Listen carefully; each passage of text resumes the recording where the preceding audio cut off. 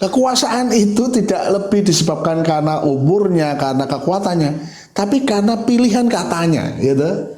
Nah, sekarang kalau saya sudah ngomong cinta, saya laki-laki cinta pada perempuan, dan pilihan kata itu tepat di hatinya, dia langsung tunduk pada saya.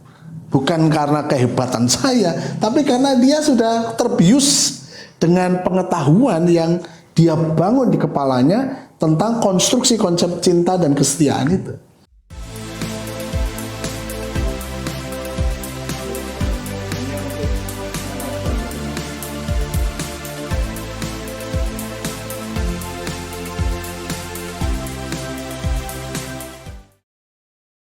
Hai Sobat Riset, sekarang kamu sedang menonton video part selanjutnya dari podcast Relasi Kuasa di Sekitar Kita.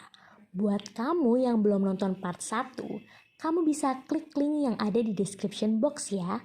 Yuk kita lanjutin obrolan kemarin, happy watching! Oke, menanggapi karena sebenarnya relasi kuasa ini bisa ditemui di kehidupan sehari-hari ya. Saya memberi contoh di lingkungan kerja. Jadi kalau semisal nih bos kita sebagai penguasa itu memiliki power, tapi ternyata power dari bos kita itu adalah power abuse. Kira-kira apa sih yang harus dilakukan Sobat Riset jika terjadi hal seperti itu? Kira-kira Sobat Riset harus seperti apa menyikapinya? Oke, kalau ada power abuse dari bos, itu disebabkan bos itu punya power resources, punya sumber dia berkuasa ya. Misalnya saja kalau bos otomatis dia punya kewenangan. Ya, dia kalau saya dan Pak Rektor, saya dengan Bu Dekan itu karena Bu Dekan punya SK gitu ya, dan saya tidak punya SK itu, dan di SK itu diatur gitu. Atau kalau dia tidak punya legitimasi kekuasaan otoritasnya itu, mungkin dia punya uang sehingga dia membayar kita itu. Atau kalau tidak, dia punya hak menentukan karier kita, masa depan kita ke sana. Nah, itu adalah resources yang dimiliki oleh orang itu. Nah, kalau kata Foucault, itu tidak bisa permanen. Ya, kekuasaan itu tidak permanen tapi omnipresent. Omnipresent itu artinya bergantung situasi kondisinya saat itu gitu. Nah, apa yang perlu dilakukan adalah gunakan pengetahuan. Gunakan pengetahuan dan betul-betul menguasai pengetahuan itu sampai titik detail gitu ya. Misalnya saja seorang bos kemudian ada anak buahnya disuruh kerja gitu. Ayo coba saya di video ini saya mau belajar gitu ya. Terus dalam kerja itu dia mulai usil-usil ngomong, wah dia jawil-jawil atau dia nyuruh yang tidak benar gitu ya. Dia bisa menjelaskan pada bosnya dengan alasan yang tepat, pengetahuan yang benar bahwa itu tidak bisa dilakukan. Misalnya, bos jangan begitu perilakunya. Itu kalau bos melakukan itu, video ini per second akan menghasilkan begini. Dan kalau per second seperti ini, bos itu rugi loh. Ini kan begini ini. Jadi pengetahuan yang benar, pengetahuan yang detail dan mendalam, dan disampaikan dengan tutur kata dan bahasa yang betul-betul runtun dan bagus, itu bisa menyadarkan orang gitu. Jadi lawan dari kekuasaan yang abuse adalah pengetahuan yang benar dan detail, mendalam. Tentu harus disampaikan dengan relasi nilai-nilai yang betul gitu ya, nilai-nilai betul. Cuma kalau kita sudah di abuse dan kita sudah tidak suka sebenarnya di abuse dan kita kemudian diam saja, kita kemudian tidak menjelaskan terkait sama kepentingan bos itu, ya sudah dia akan lakukan seterusnya. Ya, itu artinya dalam relasi kuasa itu kita sudah kalah, sudah dikuasai gitu. Ya. Itu dalam hal detail tertentu. Ya, misalnya saya ngomong sama Mas Yoke ya, saya mau abuse sama Mas Yoke dari segi itu tadi kan, setak gunakan beberapa kata untuk nyindir-nyindir dia, jelek-jelekan atau apa gitu ya. Itu kalau Mas Yoke tetap konsisten dan kemudian mengajak saya untuk berdiskusi dengan pengetahuan yang dia punya yang mendalam, saya pasti akan berhenti itu. Wah, ternyata anak ini betul-betul mendalam ya, dan penghayatannya dalam. Nah, itu nanti saya akan merasa, wah, ini nanti akan menurunkan martabat saya sendiri kalau saya terus begitu. Jadinya ini ya Pak, power abuse dari dosen atau misalnya dari atasan kalau di dunia korporasi itu bisa diatasi dengan kita punya power resource, argumen, pengetahuan yang tinggi juga sehingga bisa menyamai kuasa yang dimiliki oleh seorang dosen atau seorang atasan kita, sehingga akhirnya atasan itu juga melihat kita sebagai oh ternyata dia punya kuasa juga yang Profesional banget, profesional gitu. Jadi abuse itu terjadi, ya abuse itu kan sebenarnya opportunity ya, sebuah peluang, kesempatan ketika kekuasaan itu eksis. Nah, kita itu harus membuat agar opportunity, kesempatan, opportunity behavior itu bisa terkendali, terkontrol gitu. Nah, ngontrolnya itu ya 3 hal itu tadi. Pertama, ini kalau konsepnya Foucault ya. Nanti kalau konsepnya pakar yang lain ada yang nambahin. Kalau Foucault yang pertama adalah penguasaan atas pengetahuan yang dipakai dalam relasi itu. Bukan pengetahuan misalnya relasi gini terus pengetahuan yang lain gitu, jangan. Jadi kita itu harus selalu aware di dalam komunikasi dengan orang lain itu bahwa ada peluang orang lain itu akan abuse pada kita, akan spoil, akan menjelek-jelekan kita ya, membuli kita, itu selalu ada ruang seperti itu, opportunity seperti itu. Nah, kita harus fokus bahwa relasi ini bicara tentang pengetahuan ini, misalnya tentang masakan atau tentang apa, ya saya harus belajar di situ, dan ketika terbangun akan terjadi kendali di 3 hal. Pertama, kendali pada pengetahuannya. Saya abuse karena dia tidak ngerti. Banyak siapa saja orang laki-laki perempuan yang kena power abuse atau sexual harassment itu karena dia tidak ngerti sebenarnya apa yang terjadi ya. Kalau sekarang kan ada gejala apa yang namanya terus anak-anak disuruh memvideo dia mandi terus ternyata videonya diambil dijual itu kan anak-anak itu tidak ngerti. Tidak ada konsen. Iya, dikiranya ini hanya untuk temannya video begitu dikasih uang, tapi ternyata ini diperdagangkan, dijual. Karena dia tidak punya pengetahuan atasnya gitu, ya. Jadi kita sangat harus memiliki pengetahuan atasnya dan itu detail. Kedua adalah pengetahuan yang kita miliki ini itu harus mampu dimuarakan di dalam bentuk ekspresi relasi ini, berupa kata-kata, berupa kalimat yang benar, berupa perilaku yang benar. Nah, ini artinya adalah dia melakukan signifikansi. Jadi itu dikeluarkan dalam bentuk yang betul-betul menjadi perhatian bagi orang yang kita ajak bicara gitu. Wah, orang ini tidak bisa diajak guyonan ini kan. Jadinya dia akan menilai gitu. Karena kalau guyonan ini jauh ini. Nah, setelah dia orang itu kemudian signifikansi dirubah pengetahuan yang tersembunyi ini ke dalam bentuk yang lebih real kata-kata, baru kemudian yang di atasnya itu berupa tindakan karakter, perilaku seperti itu. Jadi kita kemudian bisa menahan abuse itu atau menolaknya ya karena kita punya ilmu atasnya itu. Kalau itu tidak ada dan kebanyakan memang orang yang tidak punya ilmu itulah yang kemudian menjadi ya objek dari abuse atau bullying itu karena itu. Gitu. Jadi manfaatkan pengetahuan yang kita miliki dan belajar selalu dibutuhkan. Oke, berarti kita Sobat Riset perlu untuk memiliki pengetahuan dan ilmu yang cukup ya Pak untuk menanggapi dari power abuse dari ilmu yang cukup, pengetahuan cukup, kemampuan menyampaikan, kemampuan memilih kata ya, dan kemudian behave dan berperilaku secara konsisten dengan ilmunya itu. Oke. Dan untuk pertanyaan selanjutnya nih tentang yang lagi heboh-heboh kemarin, yaitu Pak Jokowi baru saja mengumumkan ketetapan baru kalau semisalnya kita bisa lepas masker di ruangan terbuka. Kira-kira hal seperti itu tuh termasuk bentuk dari relasi kuasa yang diciptakan oleh otoritas atau bagaimana? Kalau itu bukan relasi kuasa, itu memang kekuasaan gitu ya. Jadi kalau relasi kuasa itu menunjukkan satu hubungan dengan yang lain. Nah, itu menjadi relasi kuasa ya. Misalnya saja ketika kemudian kita teliti, misalnya saya membawa pesan Pak Jokowi itu datang ke orang jualan masker. Terus saya ngatakan, kok bisa jual masker? Om Presiden aja sudah membebaskan, gak payu ke masker. Orang jualan masker gak mau.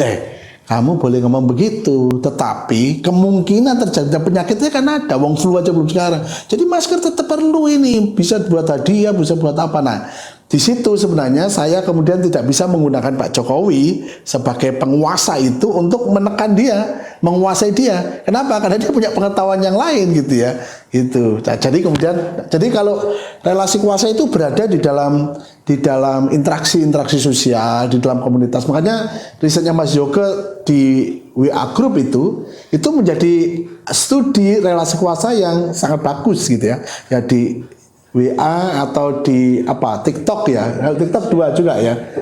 Kalau TikTok juga 2 ya. Kalau ya, jadi sepanjang itu ada relasi ya, secara sosial 2 orang, 3 orang atau banyak orang, di situ kita bisa lihat relasi kuasa.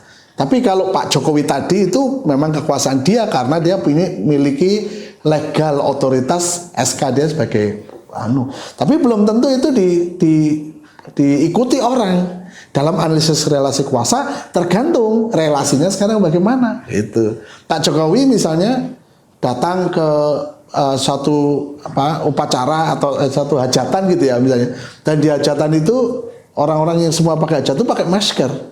Ya Pak Jokowi datang ya pasti pakai masker. Kenapa? Karena dia kalau melepas masker berdasarkan kekuasaan dia kalah dengan kekuasaan sosial moral di situ yang semua orang pakai masker ya, sungkan istilahnya kan. Nah sungkan itu menunjukkan posisi relasi di dalam power relation itu. Gitu. Setelah beberapa pertanyaan tadi yang sudah ditanyakan, ternyata kita memiliki 2 pertanyaan tambahan dari sosial media kita di Instagram Sekolah Riset yang udah masuk ke DM kita. Jadi ada beberapa pertanyaan nih dari Sobat Riset. Untuk yang pertama, kira-kira contoh kasus lain dari relasi kuasa nih, selain di lingkup komunitas yang Mas Yoko teliti itu, ada apa lagi sih kira-kira?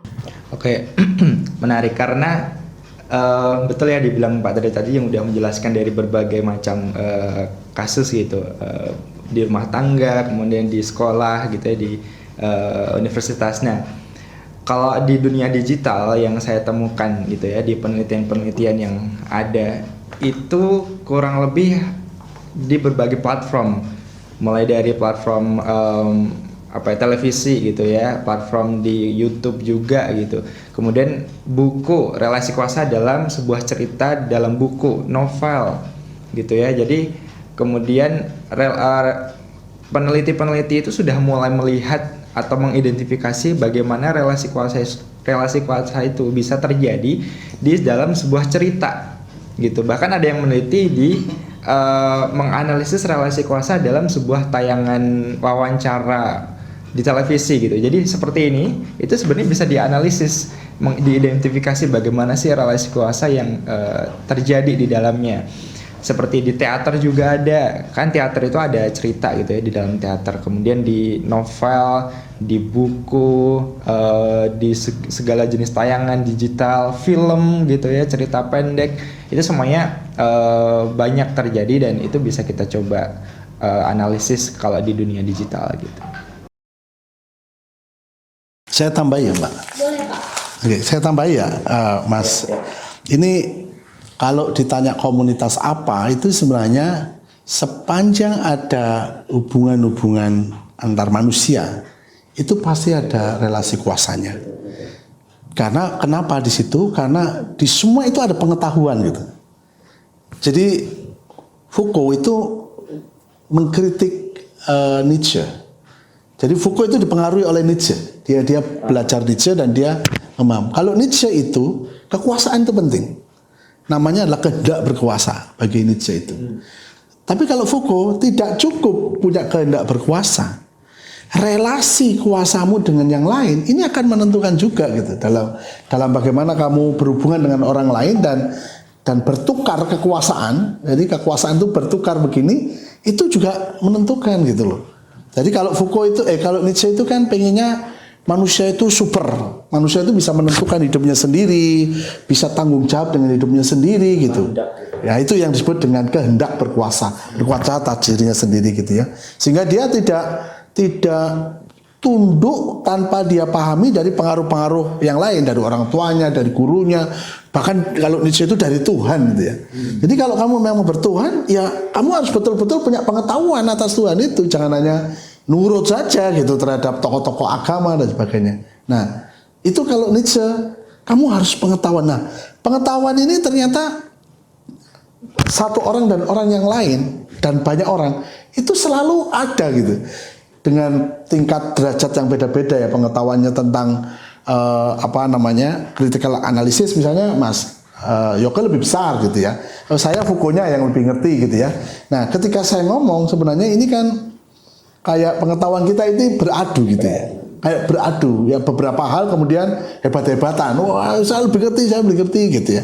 Nah sebenarnya di dalam relasi ini loh ada kekuasaan, yang kekuasaan itu tidak berhenti tapi berpindah dari sana ke sana, bergantung pada bagaimana pilihan kata, diskursus dan sebagainya, itu yang penting. Jadi dia akan ada di mana saja, bahkan orang yang lagi jatuh cinta itu sangat kuat sekali relasi kuasanya. Jadi jatuh cinta itu jangan dikira, karena ini sobat riset ini mungkin banyak yang muda ya. Jadi begitu jatuh cinta itu langsung tulus, langsung total ikhlas gitu ya. Tidak pernah terlepas dari relasi kuasa ya. Siapa yang lebih mencintai itu lebih tidak berkuasa gitu. Siapa yang lebih mencintai itu lebih tidak berkuasa ya, tunduk gitu. Kalau tidak terlalu mencintai, dia yang mencintai ya kita yang berkuasa gitu. Nah, kenapa? Karena ada pengetahuan yang tergali. Kalau saya lebih mencintai, otomatis pengetahuan saya itu diambil sama Mas Yoga. Ya, ditanya apa saja ngaku dia. Dia mencintai saya kok. Tapi kalau saya tidak terlalu mencintai, ditanya Mas Yoga, ya tak jaga loh, sama kamu gitu kan. Karena yang lebih mencintai itu lebih bersedia untuk dikuasai. Iya. Jadi ada istilahnya volunteer gitu ya. Jadi menjadi hamba secara sukarela gitu ya. Penghambaan secara sukarela. Itu Mbak. Jadi di semua hal, orang tua dan anak sama saja. Anak saya suruh, kamu jangan di kamar terus, kamu main-main keluar gitu. Loh, bapak ini gimana sih? Kemarin katanya saya disuruh memvideo. Memvideo itu editingnya bisa seminggu loh Pak. Ini saya lagi editing, saya enggak bisa apa-apa, saya enggak ngerti editing. Mungkin editingnya selesai dalam waktu 1 jam ya. Tapi karena saya enggak ngerti editing, oh ya gitu. Nah itu adalah relasi kuasa. Ya, anak disuruh nyapu, alasannya ini ada tugas Bu, kudu diselesaikan. Itu artinya dia menggunakan pengetahuan dia untuk menghadapi pengetahuan saya. Pengetahuan saya tentang anak itu nyapu nurut orang tua, dia pengetahuannya sekolahan yang saya tidak paham ya sudah. Diadu kalah saya. Oh ya sudah gitu. Jadi di mana saja ada Mbak. Nah itu pentingnya kita berhati-hati bahwa dalam relasi-relasi sosial, kalau kita tidak memperhatikan relasi kuasa, maka kita akan menjadi objek abuse, kita akan menjadi objek bully, kita akan menjadi objek macam-macam yang itu tidak menguntungkan bagi kita. Makanya harus hati-hati sobat peneliti ini ya. Oke, nah di sini ada satu pertanyaan terakhir nih dari Instagram. Ada satu sobat riset yang menanyakan tentang perbedaan analisis wawancara kritis Verloc dengan Foucault, itu perbedaannya apa aja sih? Oke, dari saya Pak. Nah, kalau setelah saya pelajari ya, jadi sebenarnya tipe-tipe analisis wacana itu disampaikan oleh beberapa tokoh. Nah, kebetulan kalau dalam riset saya itu analisis wacananya itu menggunakan analisis wacana milik Verloc gitu, bukan Foucault gitu ya. Nah, jadi kalau yang saya lihat perbedaan ada antara keduanya, kalau milik Foucault itu analisis wacana yang biasa dipakai untuk melihat bagaimana media itu mengonstruksikan sebuah wacana gitu. Jadi yang dilihat itu bagaimana sih sebenarnya media-media yang ada gitu ya, itu membuat sebuah wacana atau membuat sebuah cerita gitu ya, membuat sebuah konstruksi pengetahuan gitu. Nah, di Foucault itu sendiri itu memiliki beberapa metode, tepatnya 2 metode gitu ya, yang itu menjadi perbedaan antara Foucault dengan Verloc gitu. Nah, kedua metodenya itu adalah, kalau Foucault itu yang pertama analisis wacana, analisis genealogi kuasa, yang kedua analisis arkeologi pengetahuan.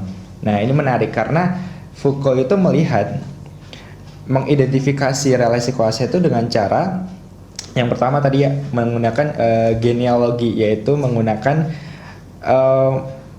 rangkaian. Jadi Foucault melihat bagaimana rangkaian analisis, rangkaian dari wacana itu terwujud gitu. Kemudian yang kedua metodenya adalah dengan analisis arkeologi. Jadi Foucault melihat bukan sekedar rangkaiannya saja, tapi dia menyelidiki sampai ke aspek historisnya gitu ya, aspek arkeolognya, gimana itu bisa terbentuk dari sisi historinya, backgroundnya, latar belakangnya gitu. Nah itu milik Foucault gitu ya. Nah kita berbicara ke Firewall. Kalau Firewall itu yang saya gunakan sebagai salah satu pisau analisis. Kenapa? Karena Firewall ini melihat kekuasaan gitu ya, itu dipengaruhi oleh sosial lingkungannya, dipengaruhi oleh individu atau pemikirannya gitu, dan dipengaruhi oleh linguistik bahasanya. Jadi 3 itu. Jadi firewall itu memiliki 3 dimensi berkaitan dengan analisis wacana ini. Yang pertama tadi berkaitan dengan socio culture practice gitu ya, itu mengidentifikasi bagaimana sih pengaruh socio culture praktisnya terhadap wacana. Kemudian yang kedua adalah discourse practice gitu, melihat produsennya atau pembuat wacananya, apa yang mempengaruhi isi kepala setiap orang itu bisa membuat sebuah wacana gitu. Yang ketiga adalah si teks itu sendiri atau si bahasa linguistik itu sendiri gitu.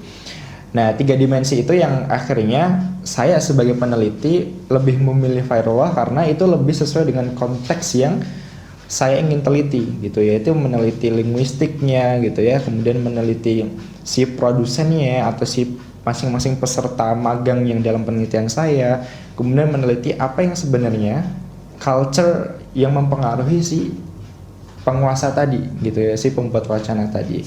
Jadi 2 perbedaan itu semoga dipahami. Oke. Saya nambahkan ya Mas. Nambahkan setahu saya. Jadi ini memang panjang diskusi ini. Ini mungkin perlu satu sesi sendiri ya. Perlu satu sendiri karena di situ ada critical. Critical itu pendekatan-pendekatan kritis. Itu kalau dianalisis itu sampai ke aliran-aliran Frankfurt ya. Karena di situ ada neo-Marxis, teori kritis dan sebagainya gitu ya. Sementara di satu sisi ada analisis wacana, discourse analisis ya. Dan itu kemudian dicoba diketemukan. Yang tadi dijelaskan oleh Mas Joko itu sudah tepat. Saya hanya nambahkan bahwa bagi orang-orang kritis itu diyakini ya, bahwa discourse atau yang tertuang di dalam tulisan atau yang tertuang di dalam chatting di WhatsApp dan sebagainya itu sebenarnya di dalamnya tersisip ideologi. Betul. Gitu. Ideologi ini ideologi siapa sih? Oh ini ideologinya kapitalis kah? Ini ideologinya kelompok tertentu kah? Ini ideologi kepemimpinan mau kepemimpinan transformatif ya? Nah ideologi itu seringkali tidak dipahami bahwa dia bertukar atau menular atau menyebar, infeksi ideologinya itu menyebar melalui kata-kata itu, melalui linguistik itu ya, melalui tulisan-tulisan, ucapan-ucapan, ujaran-ujaran yang kemudian berputar secara kita tidak ketahui, tiba-tiba dia berkuasa gitu. Nah begitu dia berkuasa di dalam ruang wacana ini, itu ya kemudian sudah kita tinggal mengikuti dan itulah yang dianggap kebenaran. Padahal sebenarnya itu bukan benar, itu adalah ideologi si pembuat itu. Karena kita godok dalam diskusi ngobrol, akhirnya kita konsensus. Oke, itu yang benar gitu. Nah disitulah critical discourse analysis itu mencoba untuk menggugah ya, agar kita semua paham bahwa hari per hari perubahan-perubahan, Verloc itu kan ke perubahan sosial, linguistik dan perubahan sosial. Perubahan-perubahan sosial yang terjadi ini sebenarnya dikendalikan oleh ideologi-ideologi tertentu gitu. Sehingga sekarang sampai hari ini kapitalis masih cukup kuat gitu ya. Kenapa begitu ya? Karena ada ideologi-ideologi seperti itu yang tertular atau infectious di dalam melalui linguistik itu. Satu istilah yang dimiliki Firewall itu namanya model perubahan sosial, yaitu dialectical relational approach. Itu yang tadi Bapak sebutkan bahwa Firewall itu lebih ke perubahan sosialnya. Iya, gitu. Sebenarnya analisis discourse analisis itu kan, critical discourse analysis itu kan tidak hanya Verloc ya. Ada Van Dijk, ada Sarah, ada beberapa ya. Cuma Verloc itu lebih menariknya karena dia kemudian mengkaitkan ini tidak sekedar kritis, tetapi perubahan sosial ini sebenarnya terus-menerus harus diamati. Kalau enggak ya Anda akan termakan oleh ideologi-ideologi yang bahkan Anda tidak setuju, tapi akhirnya Anda membenarkannya gitu. Itu yang terjadi. Nah, terutama untuk anak-anak muda ya.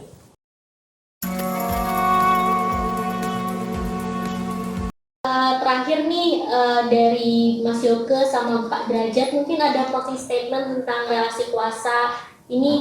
Kira-kira kayak gimana sih? Oke, kalau dari saya ingin menunjukkan lagi ya dari point of view saya sebagai peneliti riset saya yang berjudul Relasi Kuasa dalam Komunitas Virtual, Studi pada Komunitas serta Magang Elit Pembina di sebuah komunitas profesional atau komunitas para pekerja gitu ya. Nah, kalau dari penelitian saya ditemukan bahwa kekuasaan itu tidak mutlak gitu ya. Ini saya tekankan lagi dan saya validasi kembali bahwa kekuasaan itu tidak mutlak. Kekuasaan itu berpindah-pindah bergantung pada pengetahuan yang disampaikan pada saat itu atau konteks yang disampaikan pada saat itu. Yang sampai akhirnya saya menemukan hanya ada beberapa orang saja yang mampu lebih menguasai daripada yang lain dalam penelitian saya. Yang mana ini adalah kelima peserta gitu ya, yang mereka lebih menguasai dalam hal ujaran, perintah, arahan, informasi, mereka lebih memiliki power daripada yang lainnya. Dan ketika mereka berkuasa, ini kesimpulan yang kedua, ketika mereka berkuasa, ternyata semua peserta yang lain itu bersedia untuk dikuasai. Jadi ada konsensus gitu Pak, ada konsensus yang kesukarelaan yang ada di dalam komunitas peserta tersebut, sehingga akhirnya penguasa dan yang dikuasai itu bersedia gitu, sama-sama bersedia. Hal ini saya lihat dalam percakapan tersebut gitu, tidak ada kontradiksi. Kemudian ketika mereka melakukan percakapan lebih lanjut lagi, tidak ada hal-hal yang tidak sepakat gitu, semuanya akhirnya berjalan lancar. Hal ini mengindikasikan bahwa mereka semua memiliki konsensus atau kebersediaan gitu terhadap kekuasaannya. Nah, kurang lebih itu. Jadi kalau dari penelitian saya menganjurkan gitu ya, kalau teman-teman pengen meneliti tentang relasi kuasa di dunia digital, ini menarik sekali karena sekarang itu era digital, semuanya serba digital. Jadi kedepannya, harapannya kalau teman-teman pengen meneliti tentang relasi kuasa, dunia digital, behavior masyarakat digital, itu akan sangat bermanfaat untuk dunia profesional, akademik, dan yang lainnya gitu. Karena ya setiap orang sekarang udah punya HP, bahkan penetrasi internet di Indonesia juga luar biasa gitu ya. Jadi harapannya saya sebagai peneliti yang saat ini saya lakukan penelitiannya, ke depan penelitian tentang digital ini lebih diluaskan, dilebar lagi, dan lebih divalidasi lagi sehingga memberikan manfaat untuk kita semuanya gitu. Kalau saya dalam diskusi ini kita mengambil satu nilai manfaat ya. Nilai manfaat. Yang pertama adalah bahwa tidak bisa dielakkan generasi-generasi sekarang ini pasti bersentuhan dengan virtual. Ya, pasti bersentuhan dengan dunia virtual. Nah, di dalam dunia virtual itu, dalam diskusi ini kita sekarang paham bahwa di dalam dunia virtual itu terjadinya power abuse, terjadinya bullying ya, virtual bullying, virtual power abuse itu karena kita tidak menyadari bahwa ada ideologi yang menyusup di dalam relasi-relasi chatting, dalam relasi TikTok, dalam tulisan, dalam gambar yang dikirim itu ada mengirim ideologi yang kemudian menjadi dialog di dalam power relation, di dalam relasi itu, yang kalau kita tidak pahami dan kita ikuti, kemudian kita ikut nge-share, kemudian kita ikut mengulang kata-kata itu, artinya kita adalah mencapai tahap konsensus dalam kekuasaan itu. Dengan kata lain, kita secara sukarela menerima kekuasaan itu berlaku pada kita. Ini tidak ada tulisan dan penjelasan di dalam WhatsApp itu, tetapi kalau ini kita pahami, kita akan berhati-hati di dalam mengirim gambar, dalam meneruskan pesan, bahkan juga menulis pesan-pesan dan mengirimkan gambar kita sendiri. Kalau tidak ingin, kemudian kita menjadi bagian dari ideologi yang sangat tidak baik itu. Nggak tahu saya. Oke, terima kasih banyak untuk kedua pemateri kita di konten Kupas Konsep kali ini. Terima kasih untuk Mas Yoke dan terima kasih untuk Bapak Derajat telah berbagi ilmu nih di Sekolah Riset. Nah, buat Sobat Riset semuanya, jangan lupa buat like, komen, dan share video ini. Dan jangan lupa buat subscribe, karena bakalan ada video menarik lagi di channel YouTube Sekolah Riset. Sampai ketemu di video selanjutnya.